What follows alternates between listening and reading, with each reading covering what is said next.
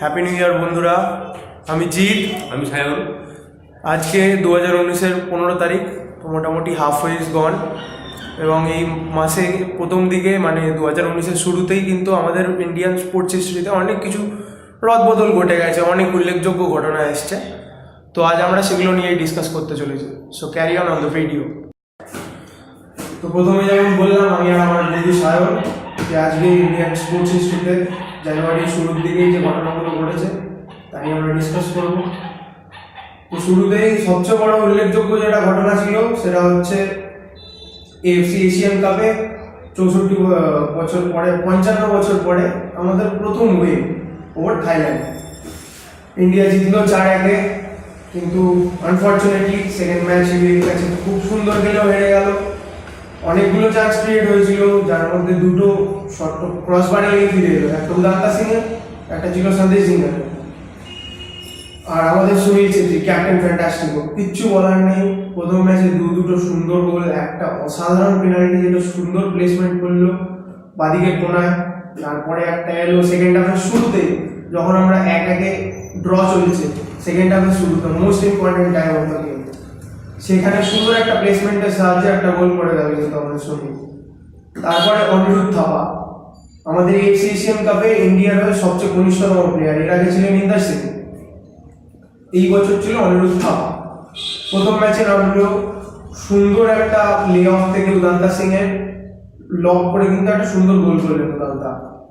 তারপরে শেষ গোল আমাদের ছিল হচ্ছে জেজে লাল পেটুয়া, যিনি কিন্তু লাস্ট কয়েক মাস ধরেই ভালো ফর্মে চলছে না। ইভেন আপনারা যদি দেখেন ISL-এও দেখবেন জেজের এবারের ফর্ম কিন্তু খুব একটা ভালো নয়, কিন্তু শুরুতে নেমে নিজের সেকেন্ড টাচে বলটা নিয়ে অত সুন্দর একটা টোপ করে জালের টপ কর্নারে জড়িয়ে দেওয়া কিন্তু not a matter of joke. So Thailand match নিয়ে তো কিছু বলার নেই, সবকটা প্লেয়ার অসাধারণ খেলেছিল। কিন্তু সেকেন্ড ম্যাচ UAE-র সাথে শুরুতেই আমাদের এগিয়ে যাওয়ার কথা। আশিক কুরুনিয়ান যেটা একটা সুন্দর শট মেরেছিল, কিন্তু ওদের যে গোলকিপার ছিল অসাধারণ দক্ষতায় বাঁচিয়ে দিচ্ছে, সেটা আলাদা ব্যাপার। তারপরে এলো সন্দেশ ঝিঙ্গারের হেডারটা কিন্তু খুব ভালো ছিল। তারপরে আনফর্চুনেটলি তারপরে আবার একটা এসেছিল যেখানে মোস্ট প্রবলি উদান্তা সিং এর যে ক্রসটা ছিল সেখান থেকে কিন্তু সুনীল যে হেডটা মারলো, অসাধারণ হেড। এমনি আপনারা জানেন সুনীল মোটামুটি 107টি হয়তো ম্যাচ খেলেছে, তার মধ্যে 67টা গোল। অ্যাক্টিভ ইন্টারন্যাশনাল স্কোরারদের মধ্যে সেকেন্ড পজিশনে রয়েছে এখন Sunil, after Cristiano Ronaldo and in between of Cristiano Ronaldo and Lionel Messi. মানে আপনারা বুঝতেই পারছেন যে সুনীল ছেত্রীর লেভেলটা যত বয়স বাড়ছে তত কিন্তু এগিয়ে চলেছে। কেননা আপনারা বুঝতেই পারছেন, যেহেতু সেকেন্ড পজিশনে রয়েছে Cristiano Ronaldo 1, second Sunil Chhetri, third is Lionel Messi. তো সেখান থেকে একটা হেডার মারলো, যেটা আবার ওদের গোলকিপার কিন্তু খুব অসাধারণ দক্ষতায় সেভ করেছে। তারপরে আমাদের একটা ডিফেন্সিভ ল্যাপস ছিল সন্দেশ ঝিঙ্গার আর আনাসের আধুনিকার মধ্যে, একটা কমিউনিকেশন গ্যাপ, মাঝখান দিয়ে ওরা গোল পেল। কিন্তু ঠিক তারপরেই কিন্তু সুনীল আবার একটা চান্স পেয়েছিল, যেটা গোল ফেসে অ্যাক্রস বেরিয়ে গেল, কোনাকুনি শটটা বেড়েছিল। তো এইরকম ভাবে ফার্স্ট হাফটা শেষ হওয়ার পরে সেকেন্ড হাফ তো থাইল্যান্ড ম্যাচের মধ্যে খুব তেরে ফুলে শুরু করলো ইন্ডিয়া। শুরু থেকে অ্যাটাক, উদান্তা সিংয়ের একটা ক্রস বারে লেগে ফিরলো। তারপরে আরো একটা বিক্ষিপ্ত চান্স তৈরি হয়েছিল, যেমন একটা সুনীল ছেত্রী মোটামুটি একটা বল পেয়েছিল, যেটা ডচ করতে গিয়ে ওরা ট্যাকেল করলো। তারপরে এলো ওদের সেকেন্ড গোল। আবার আমাদের ডিফেন্সিভ ল্যাপসের জন্য, ডিফেন্সিভ ল্যাপস বলাটাও খুব একটা ঠিক হবে না, কারণ সেকেন্ড হাফে যেই ইন্টেন্সিটি নিয়ে ইন্ডিয়া অ্যাটাক করছিল, সেখানে 1 গোল ডাউন, সবাই কাউন্টার অ্যাটাকে উঠছিল, একটা দৃষ্টিনন্দন ফুটবল চলছিল। মাঝখান দিয়ে কপালটা খারাপ বলতেই হয়, UAE ভালো টিম, ভালো খেলেছে, গোলটা পড়ে গেছে সেকেন্ড গোলটাও। তারপরে আবার একটা ফ্রি কিক থেকে, যেটা রাউলিং বোর্ড যে ফ্রি কিকটা তুলেছিল, সেখান থেকে সন্দেশ ঝিঙ্গারের আবার একটা হেডার লাগলো ওয়ার্ড। সেই গেল সেকেন্ড ম্যাচটাও, সেখানেই শেষ হলো। আমাদের কপালটাই খারাপ, কিছু করার নেই। ইন্ডিয়ান ফুটবল হিস্ট্রিতে একটা হিস্ট্রি হতে সেদিনকে থেকে গেল। তারপরেও চান্স ছিল যে থার্ড ম্যাচে বাহারিনের সাথে ড্র করো বা জিতে যাও, যাই করো, তুমি সেকেন্ড রাউন্ডের জন্য কোয়ালিফাই হবেই হবে। সেখানে 14 তারিখ বাহারিনের সাথে ম্যাচ, শুরুতেই একটা ব্লো এলো, এখানে আনাস চোট পাওয়ার জন্য চেঞ্জ করতে হলো আনাসকে। যদিও আনাস কিন্তু এই এএফসি এশিয়ান কাপে কিংবা লাস্ট আইএসএল এ বলো খুব একটা ভালো ফর্ম দেখাতে পারছে না।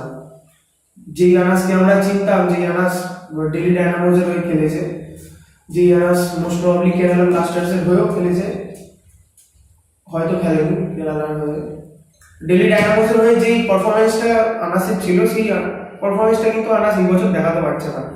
সেখানে এলো সালাম রঞ্জন সিং। সালাম রঞ্জন সিং খুব ভালো খেলেছে সন্দেশ সিংহের সাথে জুটি বেঁধে, পুরো 90টা মিনিট ভালো খেলেছে। মাঝখানে বিক্ষিপ্ত কিছু চান্স তৈরি করেছে ইন্ডিয়া, সেগুলো উল্লেখযোগ্য কিছু না, বলার মতন খুব একটা কিছু তৈরি করতে পারেনি।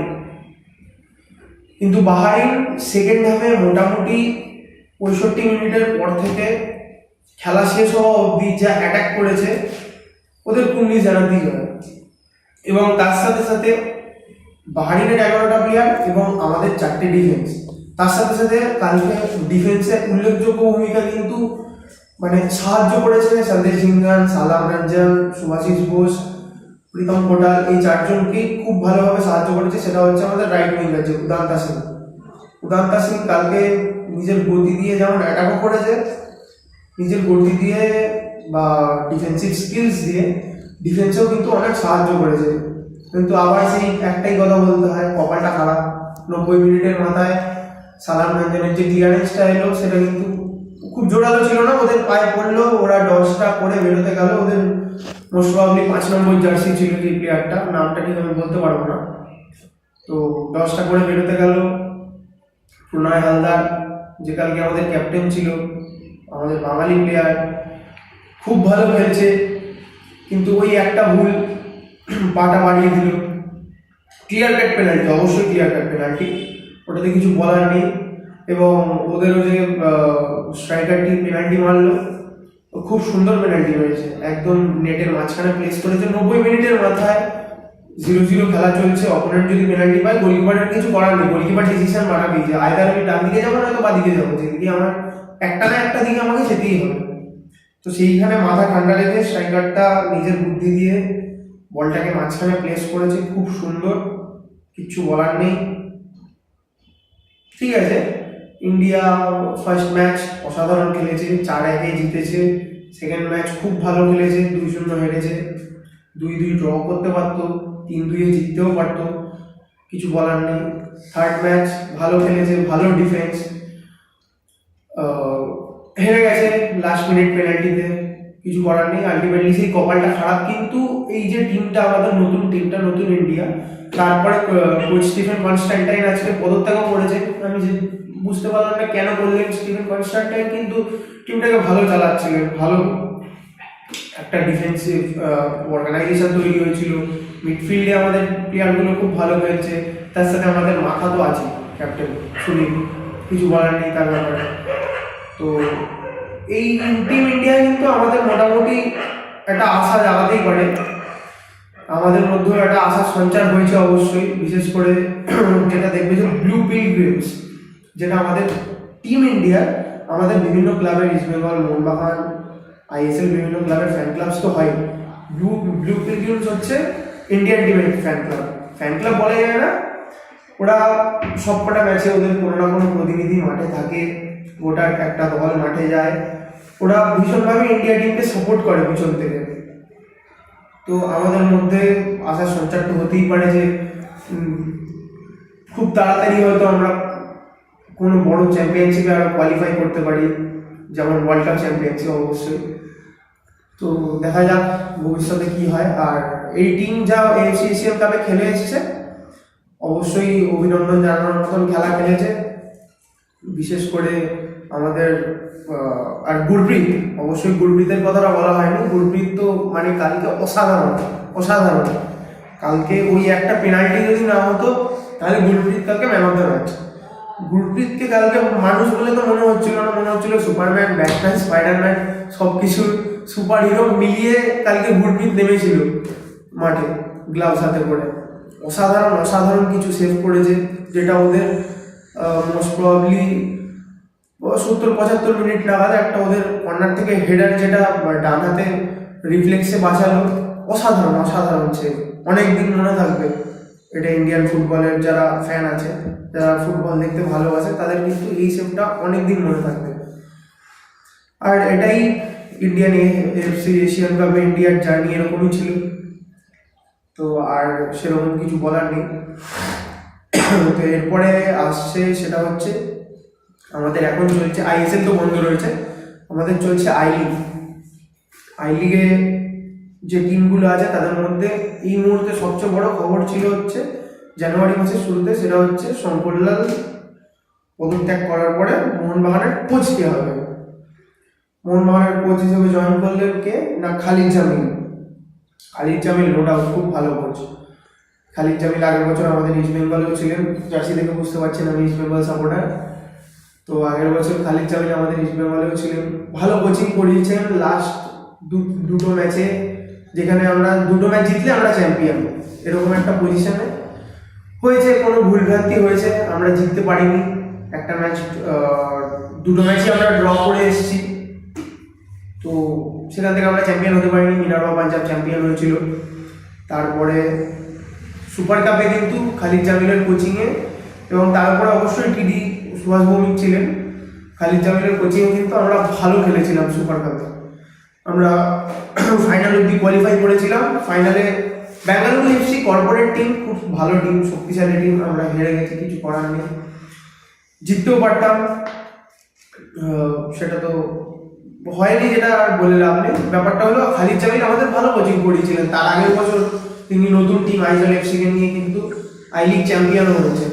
তো আই লিগ জয়ী কোচ কিন্তু তিনি, যেমন মোহনবাগানের আগে ছিলেন সঞ্জয় সিং, মোহনবাগানকেই 2014 সালে আই লিগ দিয়েছিলেন, সেরকম আরেকজন আই লিগ জয়ী কোচকে কিন্তু তারা সাইন করিয়েছে খালিদ জামিলকে। এবং খালিদ জামিল এসেই কিন্তু পরপর দুটো ম্যাচ, একটা মিনারভা পাঞ্জাবের এগেনস্টে আর একটা ছিল হচ্ছে আমাদের নেরোকার এগেনস্টে, নেরোকা FC, দুটোই হোম ম্যাচ ছিল, দুটো ম্যাচেই জয় করে জিতেছে।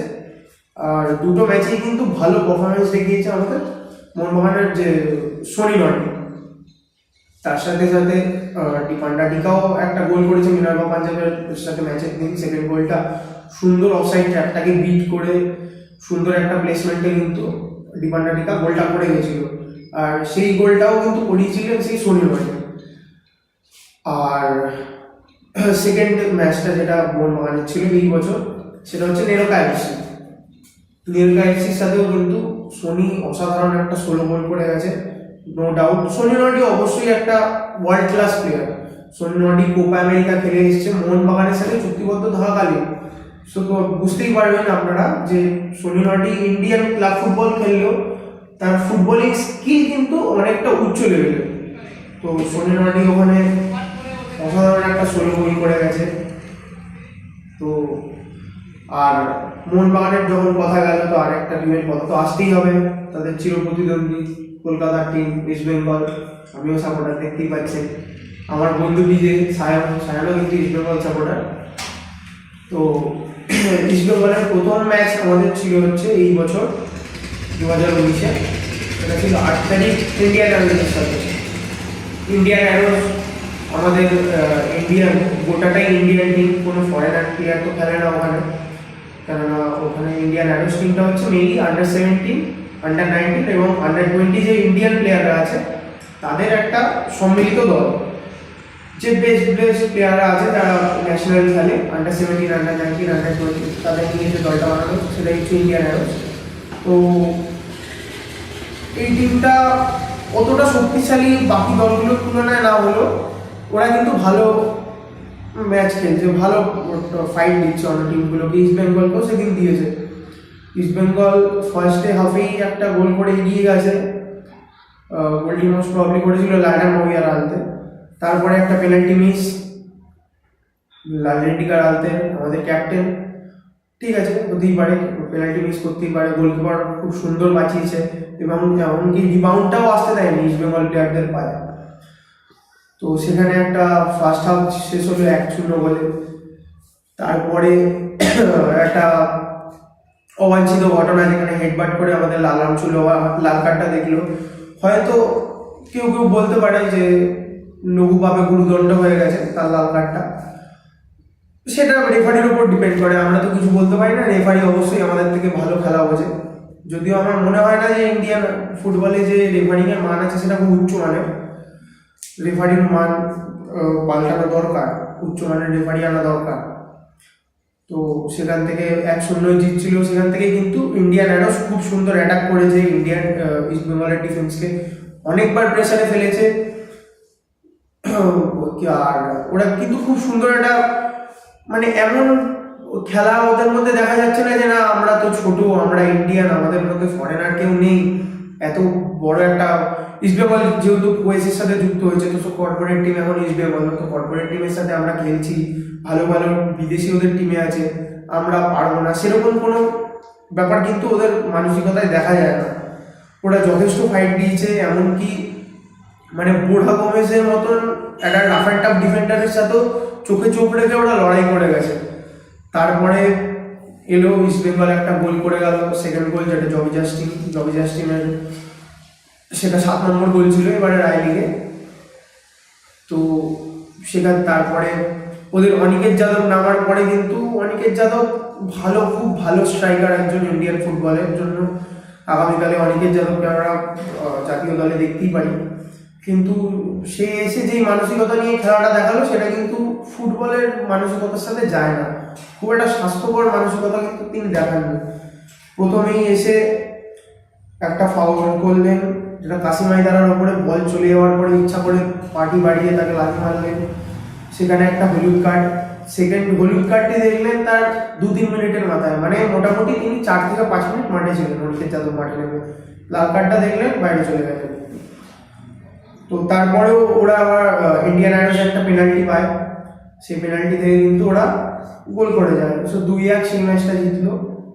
আর গতকাল যে ম্যাচটা ছিল ইস্ট বেঙ্গলের চেন্নাই সিটি এফসির সাথে, সেটা কিন্তু সকলের কথায়, ম্যাক্সিমাম সমর্থকদের কথায় সেটা ছিল হচ্ছে এবারে আই লিগের final match, title defining match.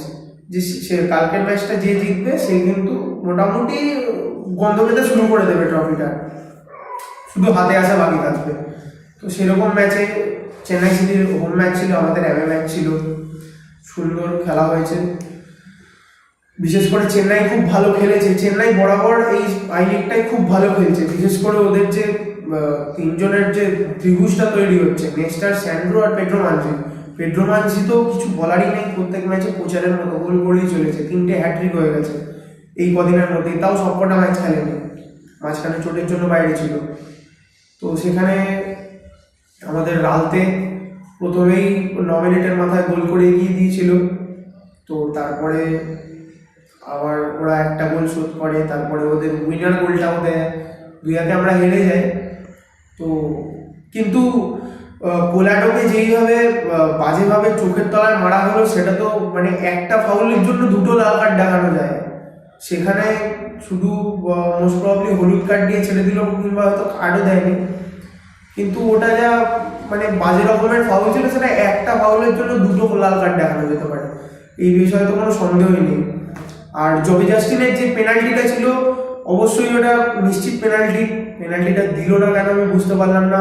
এমনকি মানে জবি জাস্টিন যখন অ্যাপিল করছে, তো তার অ্যাপিলের দিকে কোনো সারা শব্দ নেই যে হ্যাঁ প্লে অন, ওকে যে না পেনাল্টি হয়নি বা কিছু না, রেফারির সেরকম কোনো রেসপন্সই ছিল না জবি জাস্টিনের দিকে। তো হ্যাঁ, বলতে পারো যে খারাপ রেফারিংয়ের জন্য ইস্ট বেঙ্গল কালকে অবশ্যই হেরেছে। পেনাল্টিটা পেতে পারতো, পেনাল্টিতে যদি গোল করতো তাহলে ড্র হতে পারতো। আমাদের হাইমে স্যান্টোস পোল্যান্ডকে যেটা মারলো সেটা লাল কার্ড হতে পারতো, ওরা 1 ম্যান ডাউন হয়ে যেতে পারতো, 10 জন হয়ে যেতে পারতো, 10 জন হলে অবশ্যই ইস্ট বেঙ্গলের একটা অ্যাডভান্টেজ হতো। তো খারাপ রেফারিং তো অবশ্যই আছে, কালকে আমরা ম্যাচটা জিতে ফিরতে পারতাম, হয়নি। আমাদের টোটাল 11টা ম্যাচ হলো, আর চেন্নাই সিটি এফসি 12টা ম্যাচ হলো।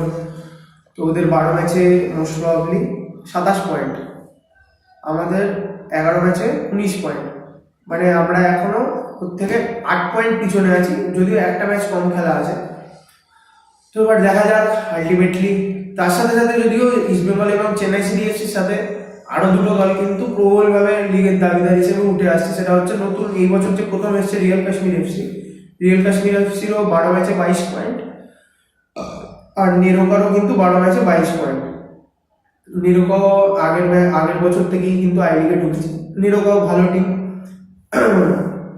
তো এবার তো এপ্রিল মাসেই বলা যাবে যে আলটিমেটলি কার হাতে আই লিগের ট্রফিটা হচ্ছে। 15 বছর বাদে, 16 বছরের মাথায় আমাদের যে আই লিগের খরা সেটা কাটবে কিনা। চিরপ্রতিদ্বন্দ্বী মোহনবাগানের সমর্থকরা যারা আমাদের সবসময় এই একটা কথাই বলে যায় যে আই লিগ কবে আসবে, আই লিগ কবে আসবে, সেটারও জবাব যাতে আমরা দিতে পারি, সেই জন্য তো আমাদের ইস্ট বেঙ্গলের চেষ্টা থাকবে। আলটিমেটলি দেখা যাক কি হয়। এইটাই ছিল এই বছরের ফুটবলের মোটামুটি ইন্ডিয়ান ফুটবলের যা খবরাখবর ছিল সেটা তো এইভাবে গেল। এরপরে আসবে ক্রিকেট। তো এই তো গেল মোটামুটি আমাদের যা ইন্ডিয়ান ফুটবলের 2019-এর শুরুর দিকে যা খবরাখবর ছিল, যা উল্লেখযোগ্য ঘটনা ছিল, সেগুলো তো আপনাদের বললাম আমি। তো আমাদের ইন্ডিয়াতে মোস্ট পপুলার যে স্পোর্টস ক্রিকেটে কিন্তু এই বছরের শুরুতেই সবচেয়ে বড় উল্লেখযোগ্য ঘটনাটা ঘটে গেছে, যেটা হচ্ছে 71 বছর পর প্রথমবার কিন্তু অস্ট্রেলিয়ার মাটিতে টেস্ট সিরিজ আমরা জিতে এসেছি। অস্ট্রেলিয়ার সাথে জিতে এসেছি বলা ভুল, কেননা এখনো ইন্ডিয়ান টিম অস্ট্রেলিয়াতে আছে ওয়ানডে সিরিজ খেলার জন্য। তো আমরা টেস্ট সিরিজ কিন্তু বিরাট কোহলির আন্ডারে, বিরাট কোহলির ক্যাপ্টেন্সিতে আমরা 71 বছরের প্রথমবার, 87 বছর ইন্ডিয়ান টিম খেলছে ক্রিকেট, কিন্তু প্রথমবার যখন অস্ট্রেলিয়া ট্যুর করেছিল সেটা ছিল 71 বছর আগে। সো 71 বছর পর প্রথমবারের জন্য ইন্ডিয়ান টিম কিন্তু অস্ট্রেলিয়ার মাটিতে গিয়ে অস্ট্রেলিয়াকে টেস্ট সিরিজ হারিয়েছে। এর আগে সৌরভ গাঙ্গুলির ক্যাপ্টেন্সিতে টেস্ট সিরিজ ড্র করেছে, কিন্তু ইন্ডিয়া টেস্ট সিরিজ জিতে ফেলেনি কখনো। তো ফার্স্ট, যদিও 2018-19 দুটো ইয়ার মিলিয়ে 2018 শেষে শুরু হয়েছে সিরিজটা, কিন্তু আমরা টেস্ট সিরিজটা জিতেছি কিন্তু 2019-এর শুরুতে, আমাদের যখন ক্যাপ্টেন বিরাট কোহলির হাতে ট্রফিটা উঠলো। ফার্স্ট ম্যাচ আমরা জিতলাম, খুব সুন্দর খেললো Cheteshwar Pujara. Second match unfortunately হারতে হলো। ঠিক আছে, ওদের মাঠে গেছি, ওরাও তো খেলবে, ওরাও তো একটা না একটা ম্যাচ জিতবে অবশ্যই। থার্ড ম্যাচ আমরা আবার জিতলাম, সিরিজ মোটামুটি ওখানেই আমাদের জেতা হয়ে গেল। যদি না ফোর্থ ম্যাচ ওরা জিততো, ফোর্থ ম্যাচও আমরা জিততাম যদি না ওখানকার যে এনভায়রনমেন্ট, ওয়েদার ছিল, খুব ওভারকাস্ট ওয়েদার ছিল, রোজ বৃষ্টি হলো, ব্যাড লাইটের জন্য খেলা থেমে গেল। মোটামুটি যদি ধরতে হয় হিসাব মতো 2 দিনের বেশি কিংবা 2.5 দিনের বেশি কিন্তু খেলা হয়নি। যদি খেলাটা পুরোটা হতো, ফোর্থ ম্যাচও আমরা জিততাম, 3-1 সিরিজ আমরা জিতে ফিরতাম, যেখানে আমরা 2-1 জিতেছি। তো এই সিরিজে সবচেয়ে বড় যে স্টার প্লেয়ার ছিল সেটা ছিল চেতেশ্বর পূজারা। একটা টেস্ট সিরিজ অস্ট্রেলিয়ায় খেলতে গিয়ে 4 ম্যাচের টেস্ট সিরিজে যদি কোনো প্লেয়ার 1200টার উপরে বল খেলে, not a matter of joke, specially Indian সাবকন্টিনেন্টে যেখানে কিন্তু আমাদের প্লেয়াররা সেরকম পেস বাউন্সের সাথে কিন্তু ইউজ টু নয়, আমরা স্পিনিং উইকেটে খেলে অভ্যস্ত। সেখানে অস্ট্রেলিয়ার সিডনি, মেলবোর্ন, অ্যাডিলেড, ইভেন পার্থে যা পেস অ্যান্ড বাউন্স থাকে সেটা অসাধারণ, কল্পনা করা যায় না। সেই পেস বাউন্সি উইকেটে যদি ইন্ডিয়ান একটা সাবকন্টিনেন্টাল ব্যাটসম্যান গিয়ে 1200টা বল সার্ভাইভ করে, সেটা কিন্তু একটা অনন্য অসাধারণ ব্যাপার, যেটা কিন্তু এর আগে 4 ম্যাচের টেস্ট সিরিজ খেলেও আমাদের যে সবচেয়ে টেস্ট ক্রিকেটে বেশি বল খেলেছে রাহুল দ্রাবিড়েরও কিন্তু সেই রেকর্ডটা নেই। চেতেশ্বর পূজারাই 4 ম্যাচ টেস্ট সিরিজে অস্ট্রেলিয়া ইন্ডিয়ার হয়ে সবচেয়ে বেশি বল খেলে এলো। আর শুধুমাত্র বেশি বল খেলেনি, রানও করেছে। ইভেন ফোর্থ ম্যাচটায় যেটায় 193 আউট হলো জাস্ট 7 রানের জন্য, আমাদের পূজারা কিন্তু ডাবল সেঞ্চুরিটা মিস করলো। এর আগে অনেকগুলো ডাবল সেঞ্চুরি করেছে, কিন্তু অস্ট্রেলিয়ার মাটিতে গিয়ে যদি একটা প্লেয়ার ডাবল সেঞ্চুরি করে আসে ইন্ডিয়ার তরফ থেকে, সেটা কিন্তু একটা উল্লেখযোগ্য ঘটনা অবশ্যই। ফার্স্ট ম্যাচেও সেঞ্চুরি করেছে। পূজারার জন্যই কিন্তু আমাদের মেইনলি ব্যাটিংটা দাঁড়িয়েছিল। আমাদের ব্যাটিং লাইন আপ অনেক রান করেছে প্রত্যেকটা ম্যাচে, কিন্তু ব্যাটিং কিন্তু সেরকম জোরালোভাবে আমাদের রান করতে পারেনি কেউ। মানে জোরালো প্রদর্শন কিন্তু পূজারা আর বিরাট কোহলি বাদে কেউ সেরকম দেখাতে পারেনি। Batting is moving around Virat Kohli আর চেতেশ্বর পূজারা টেস্টে। চেতেশ্বর পূজারা 3 নম্বরে আসছে, অনেক রান করছে। বিরাট কোহলি 4 নম্বরে আসছে, অনেক রান করছে। ওপেনিং জুটি তো মোটামুটি প্রথম ম্যাচগুলোতে ফ্লপ ছিল, তারপরে মায়াঙ্ক আগারওয়াল এলো। মায়াঙ্ক আগারওয়াল ভালো খেলেছে, শুরু টেস্ট ডেবিউট্যান্ট, দুটো ম্যাচ ভালো খেলেছে, দুটোতেই হাফ সেঞ্চুরি করেছে, কিন্তু সেঞ্চুরি করতে পারতো, কিন্তু টেম্পারমেন্ট দেখাতে পারেনি, তাড়াতাড়ি একটু জলদি করতে গেছে। হতেই পারে, টেস্ট ডেবিউট্যান্ট, প্রথম টেস্ট খেলতে গেছে অস্ট্রেলিয়ার মাটিতে, ভালো খেলছে, 50 করেছে, 70 করেছে, তারা থাকতেই পারে যে আমি সেঞ্চুরিটা করবো, সেঞ্চুরিটা আমার করে আসতে হবে, সেই তাড়াহুড়োতে কিন্তু দুটো সেঞ্চুরি মাঠে ফেলে রেখে এলো।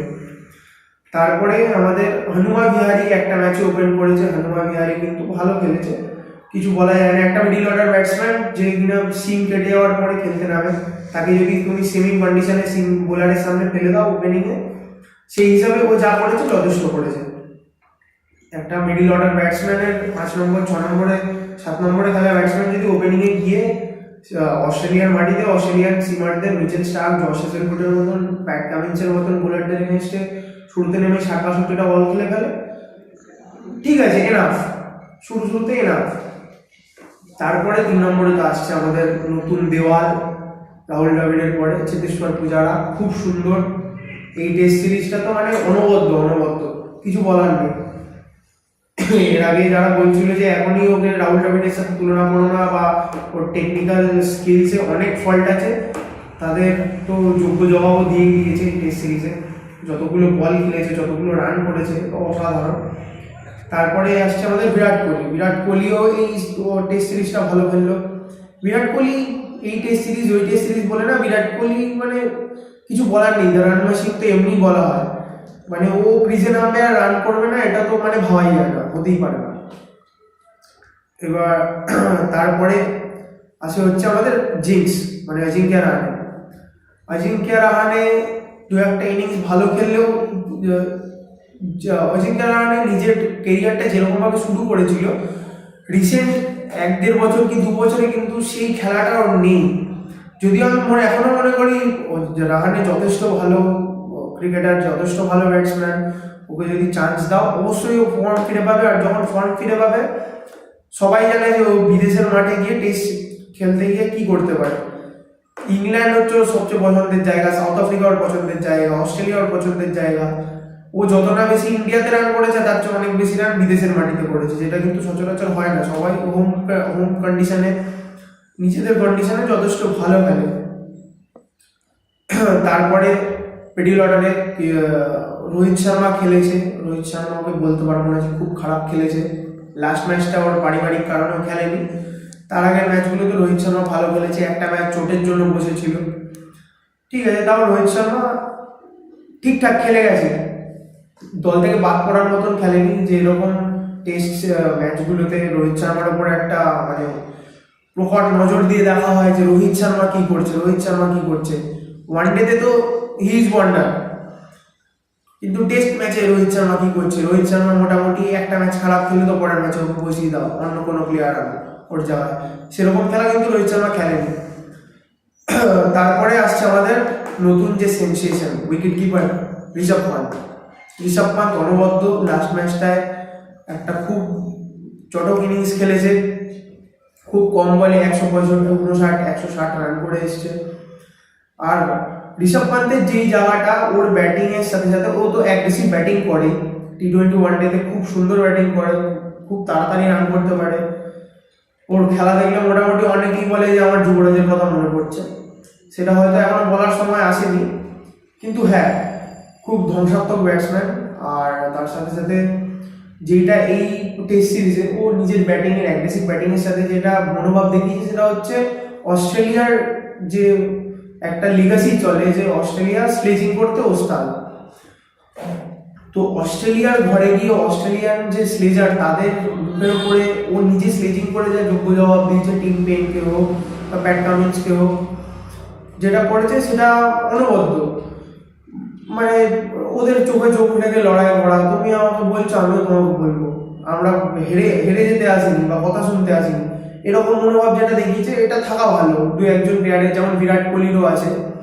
বিরাট কোহলি আগের থেকে অনেকটাই ঠান্ডা মানসিকতা হয়েছে, আগে যেরকম অ্যাগ্রেসিভ ছিল এখন অতটা নেই।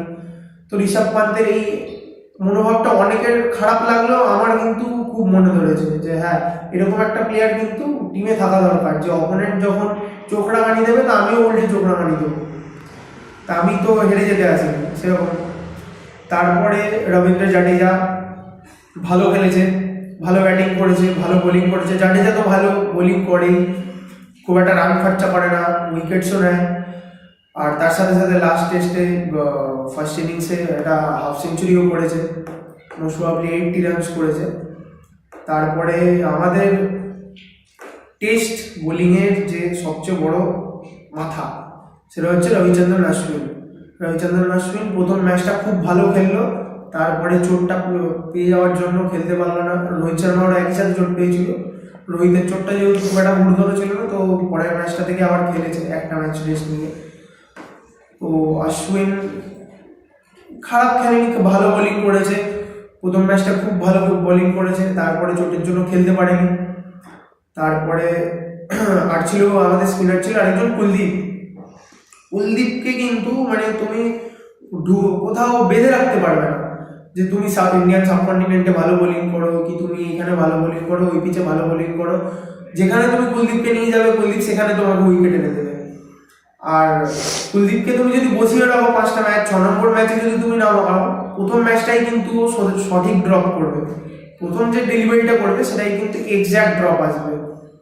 হাতে ওর এমনই একটা অ্যাকুরেসি আছে, গড গিফটেড ব্যাপার থাকতে পারে, ও প্র্যাকটিস করে হবে যেইভাবে হোক। কুলদীপ কিন্তু যখনই ওকে নামাও, কুলদীপ তোমার জন্য পারফরমেন্স করে দেবে। তো কুলদীপও এই সিরিজে একটা কি দুটো ম্যাচ খেলেছে, খুব ভালো বোলিং করেছে, বেশ কয়েকটা উইকেট পেয়েছে। একটাতে তো 5 ফর আউট নিয়েছে, মানে এক ইনিংসে 5 উইকেটও নিয়েছে, যেখানে কিন্তু সবকটা মেন ব্যাটসম্যানকে আউট করেছে, যেমন হ্যান্ডসকম, পেন, ট্রেভাস হেড, প্যাট কামিন্স ওদের ভালো অলরাউন্ডার হিসেবে উঠে আসছে এখন। প্যাট কামিন্সও খুব ভালো ব্যাটিং করছে, তো প্যাট কামিন্সের উইকেট পেয়েছিল। আর একটা মোস্ট প্রবাবলি শন মার্শের উইকেট ছিল। সো দেখবে 4টে তো main batsman, Travis Head, Peter Handscomb, Tim Paine আর শন মার্শ, তার সাথে সাথে প্যাট কামিন্সের উইকেটটাও নিচ্ছিল। আর তারপরে আসছে আমাদের পেস ব্যাটারি। এখন মোটামুটি অনেকেই বলছে যে এটা ইন্ডিয়ান হিস্ট্রিতে সেরা পেস ব্যাটারি ইন্ডিয়ার। তো সেখানে আছে হচ্ছে মোহাম্মদ শামি, আমাদের জসপ্রীত বুমরা, কিছু বলারই নেই, ভুবনেশ্বর কুমার, ঈশান্ত শর্মা। উমেশ যাদবও মোস্ট প্রবাবলি গেছিল টিমের সাথে, কিন্তু উমেশ একটাও ম্যাচ খেলেনি। তো এখানে স্টার পারফর্মার অবশ্যই 4 জনের নাম শুনে বোঝা যায় যে সবচেয়ে ভালো পারফরমেন্স, সবচেয়ে বেশি উইকেট কে নিতে পারে জসপ্রীত বুমরা অবশ্যই। টি20 হোক, টেস্ট হোক বা ওয়ানডে হোক, যেখানেই ওকে বল করতে দাও সব জায়গায় উইকেট নিয়ে আসে, সব জায়গায়। ওকে পাওয়ার প্লেতে দাও কি ডেথ ওভারে দাও, সব জায়গায়। সো টেস্টেও একটা ম্যাচে তো বক্সিং ডে টেস্টটাতে তো 6টা উইকেট নিল, খুব সুন্দর, খুব ভালো বোলিং করেছে। মানে অনেকেই হয়তো ক্রিকেট দেখার সময় ব্যাটিং দেখতে পছন্দ করে, কারণ ব্যাটিংয়ে 4 মারে ব্যাটসম্যানরা, 6 মারে, সুন্দর শট দেখা যায়। কিন্তু বোলিং কিন্তু অনেকে প্রেফার করে না বোলিং দেখার জন্য খুব একটা। কিন্তু ইন্ডিয়ার পেস ব্যাটারি বিশেষ করে বুমরা আর মোহাম্মদ শামি, কিছুটা ভুবনেশ্বর কুমারও যা বোলিং করেছে, মানে সুন্দর দেখে মনে হচ্ছিল যেন এমন এত সুন্দর সুন্দর সিমিং বল করছিল, দেখে মনে হচ্ছিল যেন কোনো পেন্টার ক্যানভাসে রং তুলি দিয়ে ছবি আঁকছে, জাস্ট জোকিং। এরকমই সুন্দর একটা মানে মানসিক প্রশান্তি দিচ্ছিল যারা বিশেষ করে ক্রিকেট খেলা দেখতে ভালোবাসে, ক্রিকেট খেলাটা বোঝে, তাদের মোটামুটি একটা মানসিক প্রশান্তি দিচ্ছিল ওদের বোলিংটা। মোহাম্মদ শামিও তাই। মোহাম্মদ শামির ওপরে, মোহাম্মদ শামির এখন পার্সোনাল লাইফে যেরকম ক্রাইসিস চলছে, ওর স্ত্রীর সাথে যেরকম লিগালি কিছু একটা ঝামেলা চলছে, সেই নিয়ে তার সত্ত্বেও যা ক্রিকেট ফিল্ড করে দেখাচ্ছে, সেটা কিন্তু মানে প্রশংসার যোগ্য। ওকে অভিনন্দন জানানোর মতোই খেলা খেলছে। তার সাথে সাথে ভুবনেশ্বর কুমার তো সবাই জানে যে আমাদের এখন রিসেন্ট 5-7 বছরে যা সিমার উঠেছে তাদের মধ্যে সবচেয়ে ভালো সুইং বোলার হচ্ছে Bhubaneswar Kumar. In swing, out swing, সিমিং ball, or SIM position খুব ভালো থাকে, যার জন্য ওর বলগুলো ও যেরকম চায় সেরকম সুইং করাতে পারে। আউট সুইং, ইন সুইং, দুটো সুইংই কিন্তু ওর কাছে আছে। ভুবনেশ্বর কুমার খুব ভালো পারফরমেন্স দিয়েছে। আর ঈশান্ত শর্মাও তাই। ঈশান্ত শর্মাকে নিয়েও কিছু বলার নেই, ঈশান্ত শর্মা অনেক সিনিয়র বোলারদের থেকে। এক্সপিরিয়েন্সও অনেক বেশি। তো ঈশান্ত শর্মাও খুব ভালো বোলিং করেছে। এই তো ছিল মোটামুটি ইন্ডিয়ান যা টেস্ট সিরিজে গেছে সেরকম।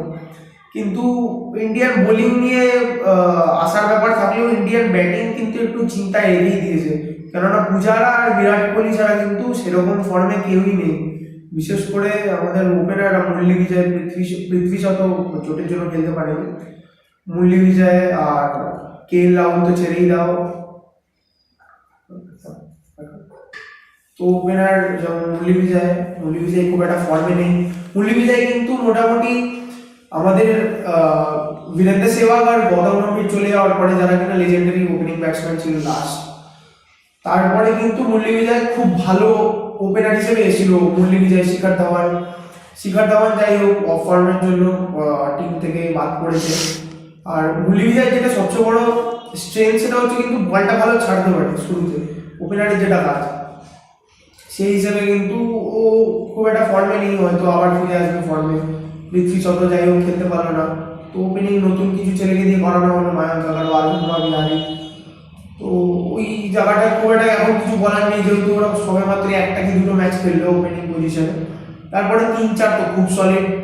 5 নম্বরে জিঙ্কস মানে অজিঙ্ক্য রাহানে, ফর্ম নেই, হয়তো ফিরে আসবে তখন কিন্তু ও খুব ভালো ব্যাটসম্যান, ধরে রাখার মতন ব্যাটসম্যান, টেস্ট ক্রিকেটে যেটা চায়।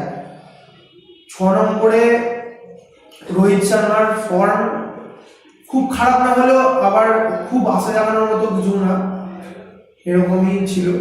তো ইন্ডিয়ান ব্যাটিংয়ে এরকমই গেল। ঋষভ পান্ত নিজের অ্যাগ্রেসিভ ব্যাটিংয়ের জন্য পরিচিত, কিন্তু টেস্ট ম্যাচে সবসময় তো শুধু অ্যাগ্রেসিভ ব্যাটিং দিয়ে চলবে না, ওর টেম্পারামেন্টেও কিন্তু একটুখানি, আমার যা মনে হয় ওর টেম্পারামেন্টে একটুখানি মানে ঠান্ডা মানসিকতা হওয়া দরকার, যে আমি টিমের পরিস্থিতি খারাপ থাকলে আমি টিমটাকে টেনে নিয়ে যাবো। শুধু 4-6 মারলেই তো আর টেস্ট ক্রিকেট চলে না সেই হিসাবে। আর টেস্ট ক্রিকেট যাওয়ার পরে একটা ওয়ানডে ম্যাচ হয়েছে যেখানে ইন্ডিয়া হেরে গেছে। রোহিত শর্মা অনবদ্য ব্যাটিং করেছে, ওই সিডনির মতন বড় গ্রাউন্ডে 133 রান করেছে, আর তার সাথে সাথে 6টা 6 মেরেছে, বড় 6। আর সবাই জানে যে রোহিত শর্মা 6 মারার জন্য আমাদের মধ্যে পরিচিত। 3টে ডাবল সেঞ্চুরি মেরেছে, তার মধ্যে একটা ম্যাচ ফার্স্ট যে ডাবল সেঞ্চুরি ছিল সেখানে একটা ম্যাচে 17টা 6 মেরেছিল। তো ওর 6 রেটিং নিয়ে কোনো কথা হবে না। আর ওয়ানডেতে অল টাইম রেকর্ডসে 5 নম্বরে কিন্তু উঠে এসছে। ফার্স্ট হচ্ছে আমাদের শাহিদ আফ্রিদি, তারপরে ক্রিস গেল, তারপরে আমাদের সানা জয়সূরিয়া, তারপরে আছে আমাদের নিজেদের MS ধোনি, তারপরে রোহিত শর্মার পরে 6 নম্বরে আছে এবি ডিভিলিয়ার্স। আর এর মধ্যে সবচেয়ে বড় ব্যাপার হলো সবচেয়ে কম ম্যাচ কিন্তু খেলেছে রোহিত শর্মা, আর ওর যা রেশিও সেখানে 6 রেশিও হচ্ছে 1.1 থেকে বেশি, মানে ও যা ম্যাচ খেলেছে তার থেকে বেশি 6 মেরেছে, যেটা কিন্তু আর কারণ নেই। আর কারণ কিন্তু 6-2 ম্যাচ রেশিও একের থেকে বেশি নেই, সবাই যা ম্যাচ খেলেছে তার থেকে কম 6 রেটিং করেছে সেই হিসাবে। আর যদি আগের দিন রোহিত শর্মার সাথে আর কেউ সেভাবে সম্পদ দিতে পারেনি, ধোনি কিছুটা চেষ্টা করেছিল, কিন্তু স্ট্রাইক রেট এতটা কম ছিল ধোনির, 96 বলে 51 রান করেছে। ট্রাই করেছে ধোনি, অনেকদিন বাদে ম্যাচে ফিরছে। 2018-তে একটাও 50 ছিল না, সেখানে 2019-এর ফার্স্ট ম্যাচে 50 করেছে। একদিক দিয়ে তুমি অপটিমিস্টিক ভাবেও দেখতে পারো যে হ্যাঁ ধোনি ফর্মে ফিরছে, কিন্তু আবার আরেক দিক দিয়েও দেখা যায় যে ওয়ানডে ক্রিকেটে এতটা কম, মানে 50-52-53-এর আশেপাশে স্ট্রাইক রেট ছিল। সেই স্ট্রাইক রেট নিয়ে কিন্তু ইভেন ম্যাচ অন্তত চেস করে জেতা যাবে না। চেস মাস্টার আমাদের বলা হয় ধোনি আর বিরাট কোহলিকে। বিরাট কোহলি দিন তাড়াতাড়ি আউট হয়ে গেছে, একটা বাজে ম্যাচ হতেই পারে। শিখর ধাওয়ান তাড়াতাড়ি আউট হয়ে গেছিল 0-তে, রাইডও তাই 0-তে 4 রানে 3 উইকেট ডাউন হয়ে গেছিল। সেখান থেকে ধোনি আর রোহিত শর্মা অনেকটা চেষ্টা করেছে। ধোনি যদি হ্যাঁ আর একটু সিঙ্গেলস নিয়ে অতগুলো ডট বল না পেলে যদি আর একটু স্ট্রাইক রেটটা বাড়াতে পারতো, তাহলে হয়তো লাস্টে রিকোয়ার্ড রেটটা অতটা হাই হতো না, যেখানে রোহিত শর্মাকে প্রত্যেকটা বলে 6 মারতে হচ্ছিল, প্রত্যেক বলে 6 মারার চান্স নিতে হচ্ছিল। যেখানে অনেকগুলো বল কিন্তু হাওয়ায় গেছে, যেগুলো রোহিত শর্মার ওটা ক্যাচ মানে সেফ পজিশনে বল পড়েছে, যেহেতু সিডনি মাঠটা অনেকটা বড়, সেখানে 11টা একটা বোলার একটা কিপার বাদে 9টা ফিল্ডারের জন্য কিন্তু কভার দেওয়া মানে বল উঠলেই আমি বলের পজিশনে পৌঁছে যাবো, বলের নিচে পৌঁছে যাবো ক্যাচের জন্য অতটা ইজি নয়। তা না হলে রোহিত শর্মাও অনেক আগে আউট হতে পারতো। তো লাস্ট মোমেন্টে ওকে এমন পজিশন চলে এসেছিল প্রত্যেক ওভারে 12, 13, 14 করে রান বাকি, সেখানে ওকে প্রত্যেকটা বলেই বাউন্ডারির জন্য যেতে হচ্ছিল, যার জন্য কিন্তু রোহিত শর্মা আলটিমেটলি আউট হয়ে গেল, আমরা অল আউট হয়ে গেলাম। তো দেখা যাক, একটা ম্যাচ বাজে ম্যাচ হয়তো গেছে। আর সবচেয়ে বড় কথা আমাদের জসপ্রীত বুমরা কিন্তু ওয়ানডে সিরিজ থেকে ওকে রেস্ট দেওয়া হয়েছে। তো সবচেয়ে বড় যে পাওয়ার প্লেতে ভরসা, ডেথ ওভারে, স্লগ ওভারে ভরসা বোলিংয়ের জন্য, সেটা কিন্তু আমাদের কাছে নেই। সেই জন্যই আমরা কিন্তু লাস্ট 10 ওভারে মোটামুটি মোস্ট প্রবাবলি 93 কি 95 রানস কনসিড করেছি আগের ম্যাচে। লাস্ট 10 ওভারে মোটামুটি 100 রানের কাছাকাছি কনসিড করা কিন্তু খুব একটা বোলিং টিমের জন্য খুব হেল্পফুল না। আর যতদিন জসপ্রীত বুমরা খেলছে, এত খারাপ ইকোনমি রেট লাস্ট 10 ওভারে ইন্ডিয়ান বোলারদের নেই। তো হ্যাঁ, ওয়ার্ল্ড কাপের দিকে তাকিয়ে বলা যেতেই পারে জসপ্রীত বুমরা যখন আসবে আরেকটু ভালোভাবে, কিন্তু একা জসপ্রীত বুমরা পেয়ে তো কাজ হবে না। ওর কাজ হচ্ছে 10 ওভারে, বাকি 40 ওভারে কাউকে সামলাতে হবে। কুলদীপ ভালো বল করেছে, জাডেজাও ভালো বল করেছে। দেখা যাক সেকেন্ড ম্যাচ থেকে কি হয়। আশা করছি এই 5 ম্যাচের ওয়ানডে সিরিজটাও আমরাই জিতবো। ফার্স্ট ম্যাচটা হেরে গেছি, কোনো ব্যাপার না। তো এবার দেখা যাক সেকেন্ড ম্যাচে থেকে কি হয়। আর তারপরে যেটা সবচেয়ে বড় উল্লেখযোগ্য ঘটনা, সবচেয়ে বড় খবর যেটা হচ্ছে, সেটা হচ্ছে হার্দিক পান্ডিয়া আর কে এল রাহুল, যেটা ওরা একটা চ্যাট শোতে গেছিল, কফি উইথ করণ জোহরের শো, ইন্টারভিউতে। তো ওখানে গিয়ে ওরা যাই হোক, বিশেষ করে হার্দিক পান্ডিয়া তো একটা মোটামুটি ব্যাট বয় হিসেবে একটা ইমেজ আছে ইন্ডিয়ান ক্রিকেটে। ওর একটুখানি আলাদা রকম স্টাইল, একটু কুল স্ল্যাগ দেখিয়ে চলতে ভালোবাসে, কিন্তু সেই ভাবটা ওই শোতেও দেখাতে গিয়ে কিন্তু কিছু এমন কথা বলে ফেলেছে যেগুলো ন্যাশনাল টিভিতে বলা উচিত নয়। তুমি যদি নিজের পার্সোনাল লাইফে সেগুলো করেও থাকো, আমি ধরে নিচ্ছি ও বলেছে যখন, নিশ্চয়ই করেছে। তোমার বাড়ির লোক যদি সেটাকে সাপোর্ট করে থাকে, তুমি ইন্ডিয়ার হয়ে খেলছো মানে তুমি তোমার দেশকে রিপ্রেজেন্ট করছো। আর কোটি কোটি ইন্ডিয়ান ইউথ কিন্তু তোমাকে আইডলাইজ করছে, তোমাকে দেখে শেখার চেষ্টা করছে। সেইখানে তাদের কথাবার্তা বলতে পারো না তাদের সামনে, অন্তত ন্যাশনাল টিভিতে। তুমি করছো, তোমার বাড়ির লোক সাপোর্ট করছো, তুমি বাড়ি অব্দি সীমাবদ্ধ রাখো, কিংবা বন্ধু অব্দি সীমাবদ্ধ রাখো। ন্যাশনাল টিভিতে সবাইকে জানানোর কিন্তু এটা কোনো মানে হয় না। এক তো তুমি তোমার ইমেজ তো খারাপ করছোই, তার সাথে সাথে বাকি ক্রিকেটারদেরও ইমেজটা খারাপ হচ্ছে। কেননা ভারতীয় মানুষ ভাবতেই পারে যে তুমি যখন এরকম, তাহলে তুমি যাদের সাথে থাকো তারাও এরকম হতে পারে, তাদের ইমেজেও একটা খারাপ দিক চলে আসতে পারে। আর যেখানে কোটি কোটি বাচ্চা, অনেক বাচ্চাই এখন মোটামুটি হার্দিক পান্ডিয়ার খেলা দেখে বলে আমি হার্দিক পান্ডিয়ার মতো অলরাউন্ডার হবো, আমি বোলিংও করবো, ব্যাটিংও করবো। হার্দিক পান্ডিয়া কিন্তু ক্রিকেটার হিসেবে নো ডাউট খুব ভালো অলরাউন্ডার, অনেকদিন বাদে ইন্ডিয়া এরকম একটা ফাস্ট বোলিং অলরাউন্ডার পেয়েছে। আর কে এল রাহুলের কথা, কে এল রাহুল এমনি অফ ফর্মে চলছিল যদিও, কিন্তু কে এল রাহুল যদিও সেরকম ধরনের কোনো মন্তব্য করেনি যার জন্য ওকে এতটা কঠিন শাস্তি পেতে হবে। তো ওদের ওপরে তদন্ত কমিটি বসানো হয়েছে, যতদিন তদন্ত কমিটি না রায় দিচ্ছে ততদিন ওদের সাসপেনশনে থাকতে হবে। আর রায় দেওয়ার পরেও দেখা যাক, মোস্ট প্রবাবলি তখন ওদের সাসপেনশন বাড়ানো হবে।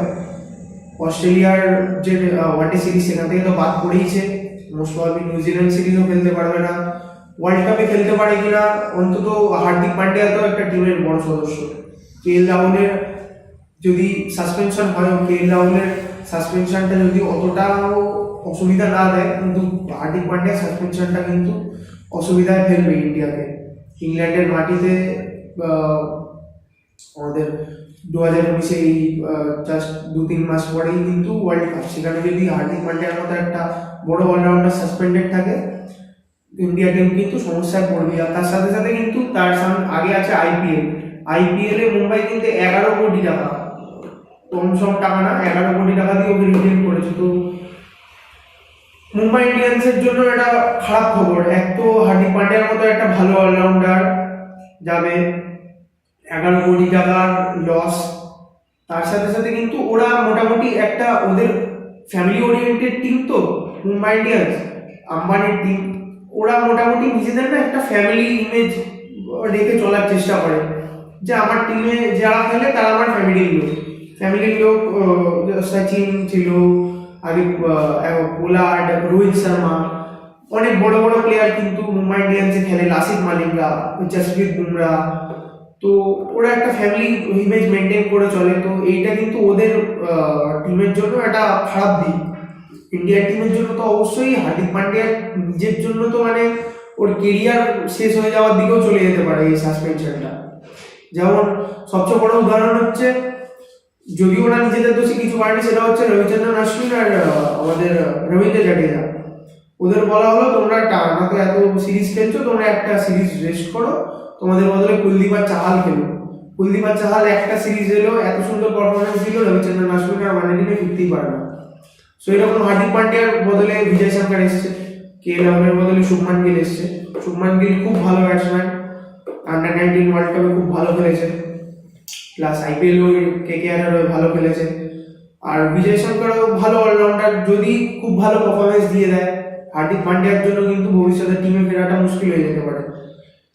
তো এবার দেখা যাক ওদের কমিটি শেষ অব্দি কি রায় দেয়, আলটিমেটলি ওদের উপরে কি কনসিকুয়েন্সেস আসতে চলেছে। আর এই ছিল এর আগামী, এই মোটামুটি শেষ হবে অস্ট্রেলিয়া সিরিজ, তারপরেই 23 জানুয়ারি থেকে কিন্তু নিউজিল্যান্ডের সাথে সিরিজ স্টার্ট হয়ে যাচ্ছে, যেখানে T20 আর ওডিআই খেলবে। যেহেতু এখন 2019-এর ওয়ার্ল্ড কাপ আসছে, আর 2-3 মাস মাত্র বাকি, তো এখন আর টেস্ট সিরিজ খেলবে না ইন্ডিয়া, অনলি T20 আর ওডিআই লিমিটেড ওভার ক্রিকেট খেলে নিজেদের প্র্যাকটিসটা জমানোর চেষ্টা করছে। সো এই ছিল আজকে ইন্ডিয়ান স্পোর্টস হিস্ট্রিতে যেগুলো উল্লেখযোগ্য ঘটনা ছিল, বা এই মাসের শুরুতে 2019-এর শুরুতে যা যা ঘটনা ঘটলো ইন্ডিয়ান ক্রিকেট আর ফুটবলে, সেগুলো তোমাদের বললাম। তো জানিও কমেন্টে কেমন লাগলো, ভালো লাগলে লাইক করো আমাদের চ্যানেল, এখানে সাবস্ক্রাইব বাটন পাবে, সাবস্ক্রাইব করো। ফার্দার আমরা আরও ভালো ভালো ভিডিও আনার চেষ্টা করবো, এটা আমাদের ফার্স্ট ভিডিও ছিল, তো আমরা আরও ভালোভাবে সাজানোর চেষ্টা করবো এক্সপিরিয়েন্স গ্যাদার করে। সো লাইক, শেয়ার, সাবস্ক্রাইব, আর কমেন্টে জানিও কেমন লাগলো, আর তোমাদের কি ওপিনিয়ন, হার্দিক পান্ডিয়া আর কে এল রাহুলের উপরে কি কনসিকুয়েন্সেস আনা উচিত সেই সম্বন্ধে জানাও। সো এই ছিল আজকের ভিডিও। All the best.